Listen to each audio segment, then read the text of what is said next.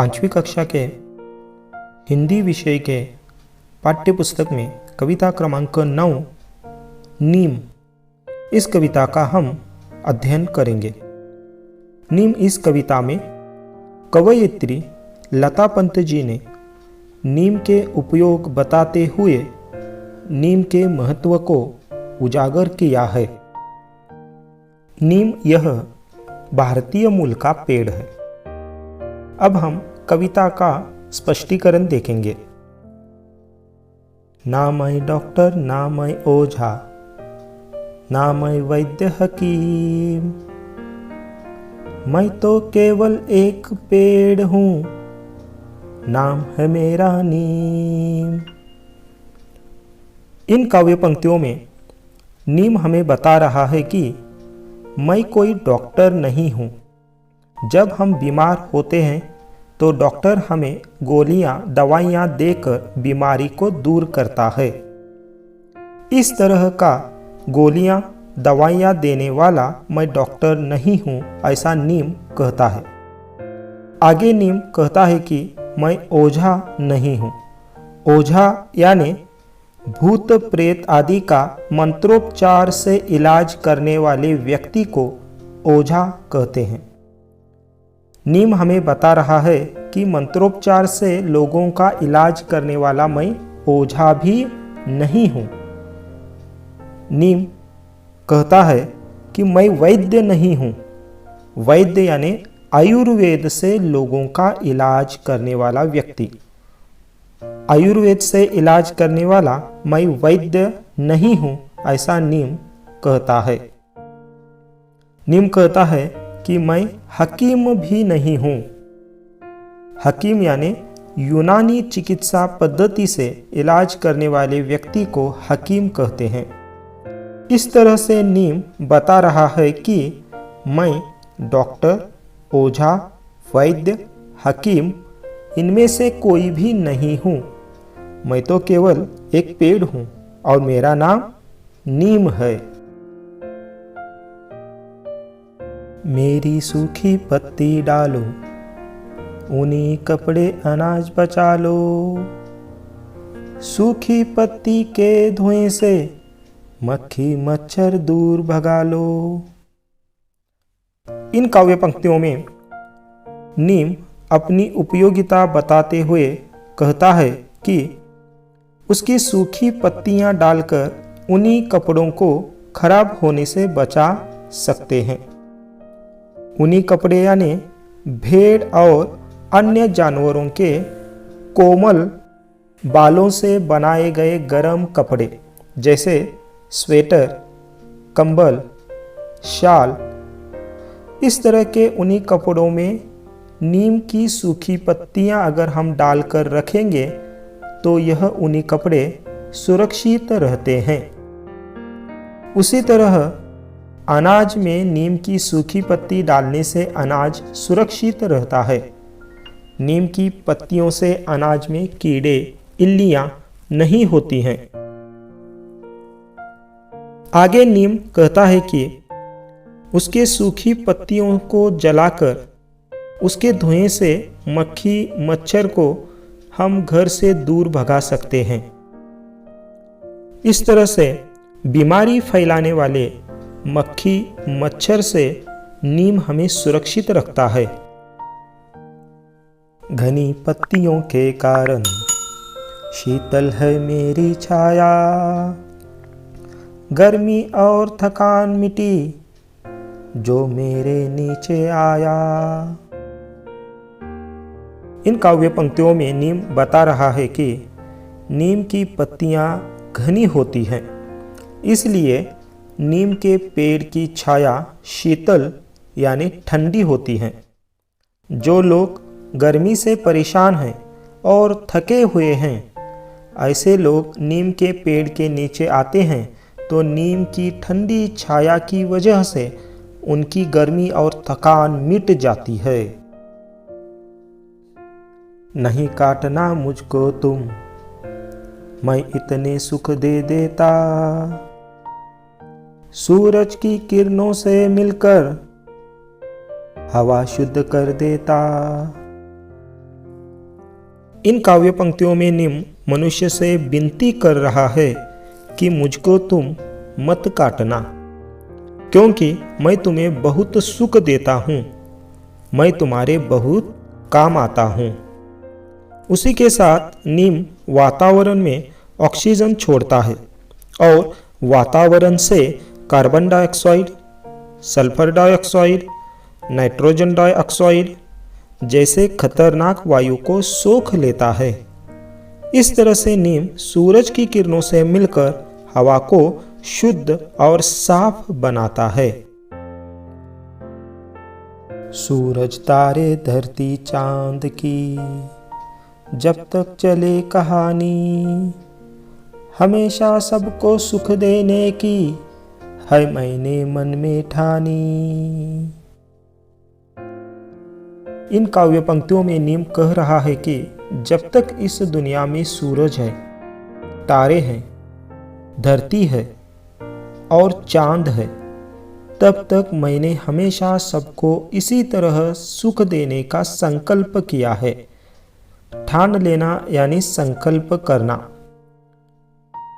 इस कविता से हमें नीम का महत्व समझाया गया है। नीम सदाबहार पेड़ है। नीम के अनेक उपयोग हैं, इसलिए हमें भी अपने घर के आंगन में एक नीम का पौधा लगाना चाहिए और उसे बढ़ाना चाहिए। अब हम नीम इस पाठ के ऊपर आधारित कुछ प्रश्न और उसके उत्तर देखेंगे। प्रश्न पहला है, रिक्त स्थानों की पूर्ति करो। पहला प्रश्न, मैं तो केवल एक खाली जगह हूँ, नाम है मेरा नीम। इसका उत्तर है, मैं तो केवल एक पेड़ हूँ, नाम है मेरा नीम। दूसरा प्रश्न, सूखी पत्ती के धुएं से खाली जगह दूर भगा लो। उत्तर है, सूखी पत्ती के धुएं से मक्खी मच्छर दूर भगा लो। तीसरा प्रश्न, घनी पत्तियों के कारण खाली जगह है मेरी छाया। उत्तर है, घनी पत्तियों के कारण शीतल है मेरी छाया। चौथा प्रश्न, सूरज की किरणों से मिलकर खाली जगह शुद्ध कर देता। उत्तर है, सूरज की किरणों से मिलकर हवा शुद्ध कर देता। पांचवा प्रश्न, हमेशा सबको खाली जगह देने की है मैंने मन में ठानी। उत्तर है, हमेशा सबको सुख देने की है मैंने मन में ठानी। मुख्य प्रश्न 2, दिए गए पर्यायों में से सही उत्तर चुनकर लिखो। पहला प्रश्न है, नीम का पेड़ अपने आप को, इसके पर्याय हैं, वैद्य हकीम नहीं मानता, ब जादूगर नहीं मानता, क किसान नहीं मानता। इसका उत्तर है, नीम का पेड़ अपने आप को वैद्य हकीम नहीं मानता। दूसरा प्रश्न, जो भी नीम के पेड़ के नीचे आता है खाली जगह, पहला पर्याय है, उसकी परेशानी दूर हो जाती है, ब उसकी थकान मिट जाती है, क उसकी प्यास बुझ जाती है। इसका सही उत्तर है ब उसकी थकान मिट जाती है।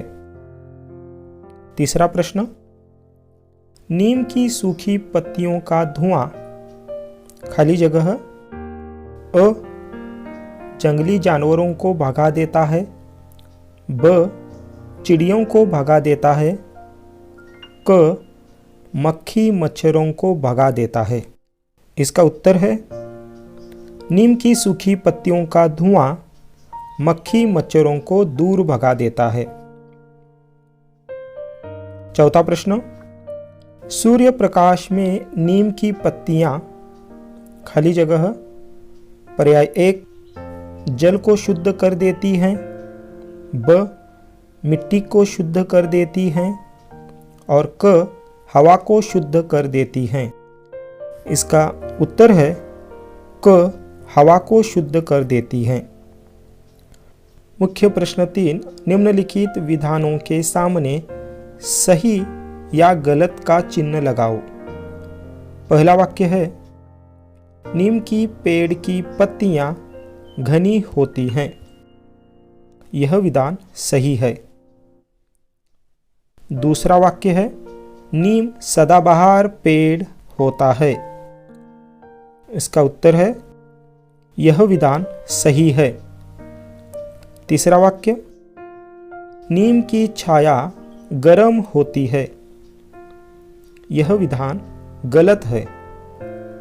चौथा वाक्य है नीम की पत्तियों के धुएं से मक्खियां नहीं भागती।